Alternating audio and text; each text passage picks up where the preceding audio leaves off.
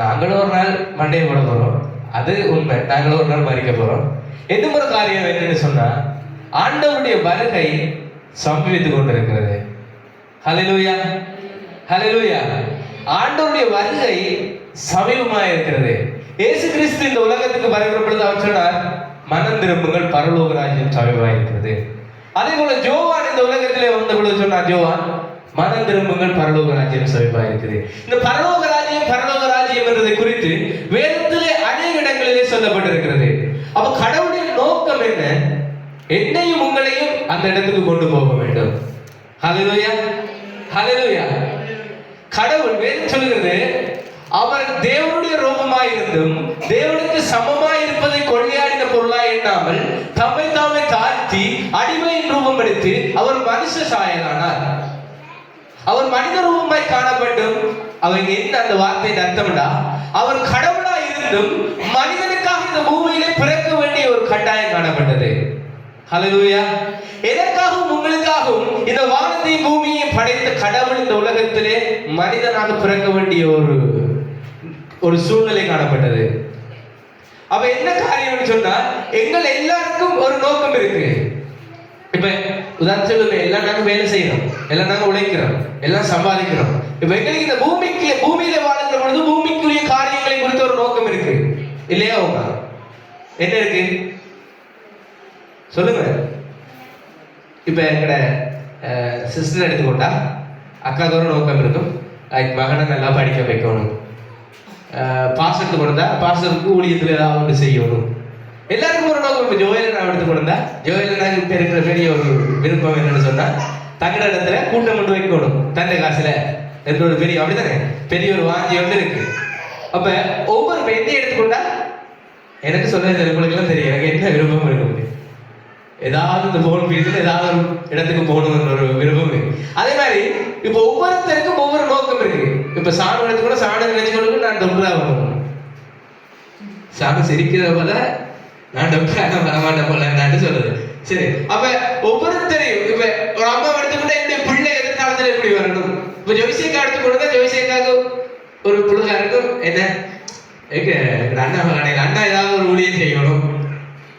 அப்ப ஜோசியக்காக என்ன ஒரு நோக்கம், பிள்ளைகள் நல்லா வளரணும், இந்த நாட்டுல எங்களுடைய கிராமத்துல என்னுடைய பிள்ளைகள் நல்ல இடத்துக்கு வரணும். எல்லாருக்கும் ஒரு நோக்கம் இருக்கு. ஆனா கடவுள் எங்களை எல்லாரும் கொண்டு போனதுக்கு ஒரு பொதுவான ஒரு நோக்கத்தை கடவுள் கொடுத்தாரு. என்ன நோக்கம்?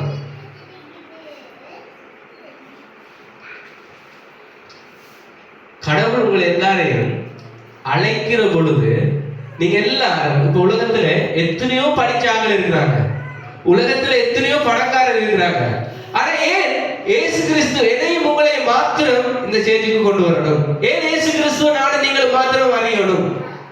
என்ன யோசிக்கிறீங்க? பொதி தன்னாக வந்தோம், அப்படி யாராவது யோசிக்கிறீங்களா?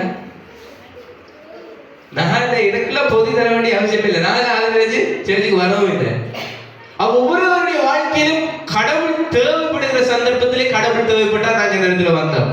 ஆனா இங்க எல்லாருக்கும் ஒரே ஒரு இலக்கு இருக்கு. அந்த இலக்கு என்ன? ரைட், பரலோக ராஜ்யம். ஹல்லேலூயா, ஹல்லேலூயா. உங்களுக்கு எல்லாருக்கும் விருப்பம், எனக்கெல்லாம் விருப்பம், உங்களுக்கு எல்லாம் விருப்பம் என்ன தெரியுமா? பரலோகத்துல அந்த தூதர்கள் மத்தியில நாங்க போய் ஆண்டவருடைய பரிசுத்தர் பரிசுத்தர் என்று ஆராதிக்கிற அந்த சந்தர்ப்பத்துக்காக நாங்கள் காத்திருக்கிறோம். ஹல்லேலூயா, ஹல்லேலூயா. கிறிஸ்தவர்கள் என்றால் எப்படிப்பட்டவர்கள்? எதற்கும் பயந்தவர்கள் அல்ல. சில பேர் போய் சொன்னீங்கன்னா, பரலோக ராஜ்யத்தை பற்றி பேசுறேன், ஐயோ சாக்கோல போறானோ என்று சில பேருடைய யோசனை. என்ன மறிச்சா தானே பரலோக ராஜ்யம் போறோம். அப்ப எல்லாருக்கும் சிலோட பயமா இருக்கும். நான் எங்க வந்து பரலோக ராஜ்யத்தை பேசுறேன், நல்ல ஒரு ஆசீர்வாதமான வார்த்தையை பேச பரலோக ராஜ்யத்தை பத்தி பேசுறேன். ஆனா என்ன தெரியுமா? பரலோக ராஜ்யம் தான் இருக்கிறதுலே மிகப்பெரிய ஆசீர்வாதம். ஹல்லேலூயா. இந்த உலகத்திலே நாங்க என்ன செய்தாலும் பரலோக ராஜ்யம் தான் எங்களுக்கு இருக்கிறதுலே பெரிய ஆசீர்வாதம். ஹல்லேலூயா, ஹல்லேலூயா. நம்ம வீடு ஆஸ்தி எல்லாவற்றையும் சேர்த்து வைத்து வாழ்ந்தாலும் எங்களுக்கு இருக்கிற ஒரே ஒரு ஆசீர்வாதம், நாங்க பரலோக ராஜ்யம் போகணும். ஹல்லேலூயா. உங்களுக்கு விருப்பம் இல்லையா நீங்க பரலோக ராஜ்யம் போகணும்னு சொல்லி? அப்ப என்ன சொன்னீங்கன்னா, எங்களுக்கு ஒரு நோக்கம், எங்களுக்கு ஒரு அழைப்பு இருக்குது, அது என்னது? பரலோக ராஜ்யம் போகணும். அப்ப ஆபிரகாமை கடவுள் அழைக்கிற பொழுது ஆபிரகாமுக்கு ஒரு தரிசனம் இருந்தது, ஆபிரகாமுக்கு ஒரு நோக்கம் இருந்தது. கடவுள் ஆபிரகாமை அழைக்கும் பொழுது ஆபிரகாமை சொல்றாரு, நான் பெரிய ஜாதியாக்குவேன். இஸ்ரவேல் ஜனங்களை அழைக்கும் போது சொல்றார் ஆண்டவர், நான் உங்களை பாலும் தேனும் ஓடுகிற கானான் தேசத்துக்கு கொண்டு போவேன். அப்ப அந்த ஜனங்களுக்கு ஒரு மகிழ்ச்சியான செய்தி இருந்தது. நாங்க பரலோகம் அந்த கானானுக்குள்ள போவோம், அங்க ஒரு விதமான வியாதி இல்ல, வேதனை இல்ல, கஷ்டம் இல்ல. அந்த கானான் தேசம் இல்ல, பாலும் தேனும் ஓடுகிற ஒரு தேசத்துக்கு கடவுள் என்ன கொண்டு போவார். உங்களுக்கு எனக்கும் ஒரு நம்பிக்கை இருக்கு. என்ன? கடவுள் என்னையும் உங்களையும் எங்க கொண்டு போவார் சொல்லுங்களேன்? பரலோக ராஜ்யத்துக்கு கொண்டு போவார். அங்க எங்களுக்கு என்ன இருக்காது? வெளிப்படுத்தல்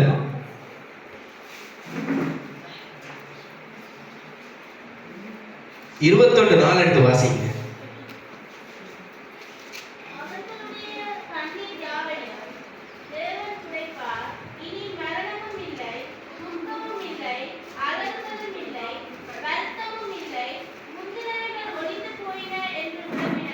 ஆமென். என்னதான் அங்க கண்ணீர் இல்ல, கவலை இல்ல. அப்படி கண்ணீர் வந்தாலும் துடைக்கிறது யார் இருக்கிறார்? அவங்க கடவுள் இருக்கிறார். நீங்க இந்த உலகத்துல வாழ்கிற பொழுது எல்லா மனிதர்களுக்கும் பிரச்சனையால சூழப்பட்ட ஒரு வாழ்க்கை, வேதனையால சூழப்பட்ட ஒரு வாழ்க்கை, கடன், கஷ்டம், கண்ணீர்.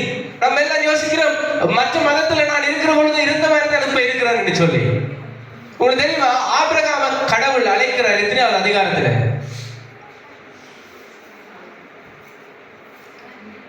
12வது அதிகாரத்துல ஆண்டவர் ஆபிரகாம் சொல்றார், ஆபிரகாம் நீனுடைய ஆபிரகாம் இல்ல, அப்படி சொல்றேன், ஆபிராம் நீ உன்னுடைய இடத்தையும் உன்னுடைய தேசத்தையும் விட்டு வா. அப்ப அதுக்கு முதல் ஆபிரகாம் என்ன செய்து கொண்டிருந்தான்? அவனோட தகப்பனோட சேர்ந்து சில சிலைகளை செய்திருக்கலாம். அவன் சில அந்நிய தெய்வங்களை அவன் வழிபட்டு இருக்கலாம். ஆனா ஆண்டவர் அழைக்கிறேன், ஆபிரகாம் நீ என்ன செய், எனக்காக உன்னுடைய சந்ததியையும் உன்னுடைய இனத்தையும் விட்டுட்டு வா. ஆனா ஆபிரகாமுக்கு அதனை நம்பிக்கை இருந்ததா? கேட்குது சொல்லுங்க. ஆபிரகாமுக்கு ஆண்டவர் அப்ப 12வது அதிகாரத்துல அழைக்கிறேன், ஆண்டவர் ஆபிரகாம் நீ வா, நான் உன்னை வாக்குத்தத்தம் பண்ணப்பட்ட தேசத்துக்கு கொண்டு போறேன் என்ற பொழுது ஆபிரகாமுக்கு விசுவாசம் இருந்ததா? விசுவாசம் சொல்லுங்க, விசுவாசம் இருந்ததா? இருந்திருக்கும். ஆபிரகாமுக்கு விசுவாசம் இருந்திருந்தா ஏன் ஆபிரகாம் ஆண்டவர் நான் உன்னுடைய சந்ததியை, நீ உன் தாயையும் உன் இனத்தையும் விட்டுட்டு வா, நீ தனியா வா உன்னுடைய குடும்பத்தோட என்ன சொல்றேன். ஆனா ஆபிரகாம் யாரையும் கூட்டிட்டு போறேன்? லோத்தையும் கூட்டிட்டு போறேன். அப்ப ஆபிரகாமுடைய விசுவாசம் அந்த இடத்துல என்ன செஞ்சு?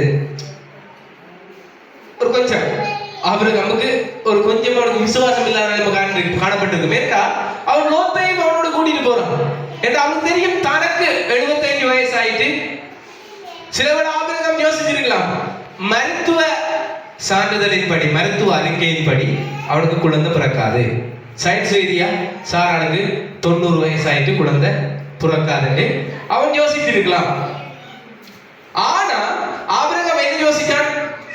தன்னுடைய லோத்தால தனக்கு ஒரு வம்சம் உண்டாகும் என்ற ஒரு நம்பிக்கையில லோத்தை கூப்பிடுறேன். ஆனா 17வது அதிகாரத்துல ஆண்டு சொல்றேன், ஆபிரகாம் சொல்றேன் அவனோட உடன்படிக்கை செய்கிறேன். அந்த உடன்படிக்கை என்னன்னா, இவ்வளவு நடத்தி ஆபிராம் சொல்லி அழைக்கப்பட்டிருக்கலாம். ஆபிராம் என்னன்னு தெரியல, ஆனா ஆபிரகாம் என்ன? விசுவாசத்துக்கு ஒரு உடன்படிக்கை செய்கிறேன். 17வது அதிகாரத்தில் ஆபிரகாம் இனி நீ ஆபிராம் அழைக்கப்படாம ஆபிரகாம் அழைக்கப்படுவாய். ரைட்?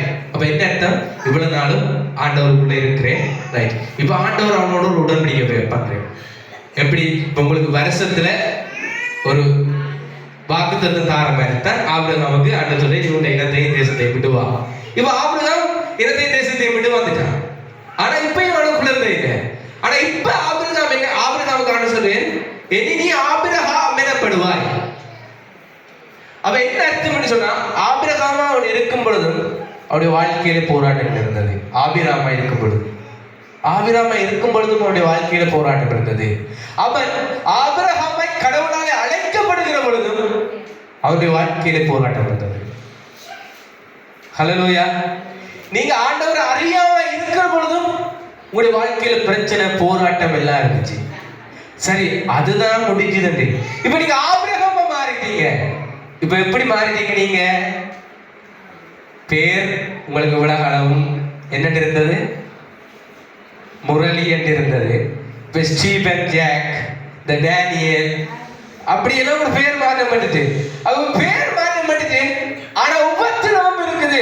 நீங்க இயேசு கிறிஸ்துவை ஏற்றுக்கொண்டீங்க, ஆண்டவர் இருக்கிறீங்க, ஆனா பாடுகள் உபத்திரவம் இருக்குது. அப்ப இனி என்ன செய்ய போறீங்க? ஆண்டவரை பற்றி, ஆண்டவரே எனக்கு இந்த ஆபிரகாமும் வேணாம், ஆபிரகாமும் வேணாம், நான் தேராவுடைய பிள்ளையாவே இருந்துட்டு போறேன் ஆபிரகாம் சொல்லேன். ஆபிரகாமுக்கு பிரச்சனை வந்தது. ஆபிரகாமுக்கு ஆண்டவர் சொல்றேன், உனக்கு இருக்கிற அந்த ஒரே மகனை நீ பலிபீடத்துல கொண்டு போய் வை. யோசிச்சு பாருங்க, ஆபிரகாம் கானான் தேசத்தை சுதந்திரிக்கணும், ஆபிரகாம் வாக்கு பண்ணப்பட்ட தேசத்துக்கு போகணும். ஆனா அவன் தன்னுடைய மகனை பலிபீடத்துல வைக்க ரெடியா இருக்கணும். அப்பதான் அவன் வாக்கு பண்ணப்பட்ட தேசத்துக்குள்ள அவன் போக முடியும். நானும் நீங்களும் வாக்கு பண்ணப்பட்ட அந்த பரலோக ராஜ்யத்துக்கு போகணுமா இருந்தா நாங்க சில காரியங்களை பலிபீடத்துல வைக்கணும் என்று ஆண்டவர் விரும்புகிறார். ஹல்லேலூயா, ஹல்லேலூயா, ஹல்லேலூயா. ஆபிரகாம் தான் வாக்கு பண்ணப்பட்ட தேசத்துக்கு போகிறதற்காக அவன் தன்னுடைய ஒரே பேரான குமாரனை பலிபீட தண்டையிலே வைக்க வேண்டியிருந்தது. நானும் நீங்களும் ஆண்டவர் ஆராதிக்கிறோம், ஆண்டவர் நமஸ்கரிக்கிறோம், ஆண்டவருக்காக எல்லா காரியங்களையும் செய்கிறோம்.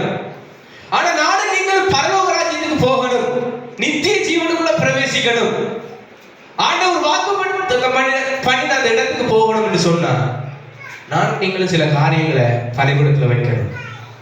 ஹல்லேலூயா, ஹல்லேலூயா, ஹல்லேலூயா. எனக்கு எல்லாரும் சொல்லுவாங்க, வேறு இடத்தில் 1000 நாள் வாழ்வதை விட, இது எங்க பாடுவாங்க கூடுதலா? செத்த வீட்டுல பாடுவாங்க. வேறு இடத்தில் 1000 நாள் வாழ்வதை விட உம்மிடத்தில் ஓர் நாள் மேலானது. ஒவ்வொரு நாளும் உமது இல்லத்தின் ஒவ்வொரு எந்த தெரியாத மாதிரி இருக்கு, உமது இல்லாம செத்த வீட்டுல அழுது பாடுங்க, வாசலில் காத்திருப்பேன். சில பேர் கண்ணீரை பார்த்தா அப்படியே வண்டி பாடுவோம். அப்ப எல்லாரும் விரும்பும், ஆண்டவரே என்னைக்காவது ஒரு நாள் நான் உங்களோட வாசல்ல காத்திருக்கணும், ஆண்டவரே என்னைக்காவது ஒரு நாள் நான் உங்களோடு இருக்கணும், ஆண்டவரே என்னைக்காவது ஒரு நாள் அந்த தூதர்களோடு சேர்ந்து நான் உங்களை ஆராதிக்கணும். ஹல்லேலூயா. சாணி யோசிக்குது, எனக்கு 16 வயசு தான், என்ன இந்த அண்ணா பந்தல இருந்து பரலோகராஜ்யம் பேசுறேன் சில யோசிக்கலாம். வயசு கூட நாங்க யோசிக்கலாம். ஆனா வேறு சொல்லுது, எங்களுடைய நாட்களை, எங்களுடைய மரணத்தின் காலத்தை எங்களால கணிக்க முடியாது, கடவுளால் மாத்திரம் தான் கணிக்க முடியும். ஹல்லேலூயா, ஹல்லேலூயா. அவ இயேசு இந்த பூமியில வந்தபோது ஒரு காரியத்தை சொன்னார். என்ன காரியத்தை சொன்னார்?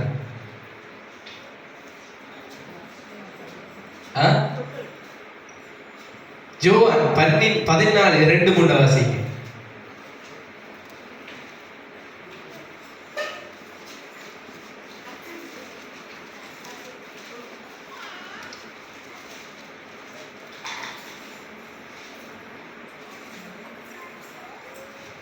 யோவான் 14:2-3.